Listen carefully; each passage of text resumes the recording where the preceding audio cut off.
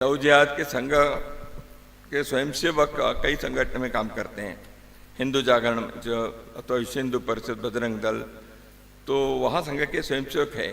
संघ सीधा संघ तो शाखा चलाते स्वयंसेवक निर्माण करता है। संघ डायरेक्ट किसी जिहाद के इसमें हम हाथ नहीं डालते, लेकिन जिहाद हो रहा है तो समाज के लिए समस्या हो रही है लव जिहाद से, तो इसलिए हमारे युवतियों को, लड़कियों को, किशोरियों को बचाना एक काम है। उदाहरण के लिए केरल में लगभग 200 युवतियों को बचाने का काम हुआ।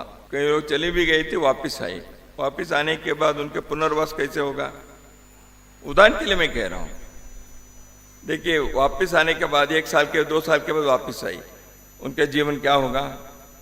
उनका विवाह होगा, कितने लोग तैयार होंगे, समाज स्वीकार कैसे करेगा? ये सारी समस्या रहती है। हम सब समझते हैं, आप लोग भी गृहस्थी लोग हैं, समाज के लोग हैं, तो घर से कोई लड़की बाहर गए तो वापस आने के बाद क्या होगा?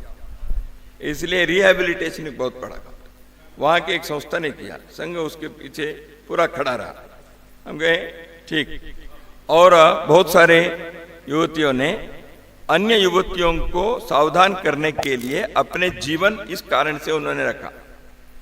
जो वापिस आई वो घर नहीं बैठी, वो हिम्मत नहीं हारी। उन्होंने कहा हमको बचाए हैं, अब हमारे कर्तव्य है हम बाकी युवतियों को बचाएंगे। इसलिए उन्होंने जीवन में हम अभी विवाह नहीं करेंगे, हम इसी काम के लिए करेंगे, ऐसे तैयार हो गई।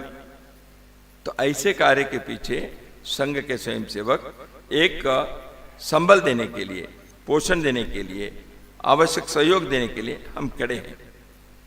तो ऐसे देश भर में लव जिहाद के जो भी ऐसे प्रकरण होते हैं, उसके कई आयाम हैं, मैं इसके सारी चर्चा यहाँ नहीं करूँगा।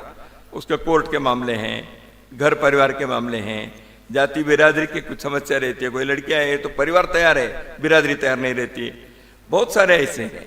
तो इसलिए इनको सुलझाना पड़ता है।